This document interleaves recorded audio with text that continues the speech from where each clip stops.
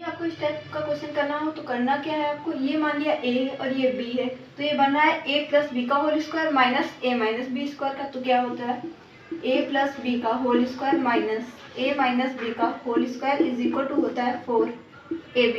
अब क्या करेंगे, इसमें वैल्यू को अप्लाई करेंगे तो 4 इंटू ए की वैल्यू 598 इंटू बी की वैल्यू कितनी है 178 और अपॉन में क्या था 598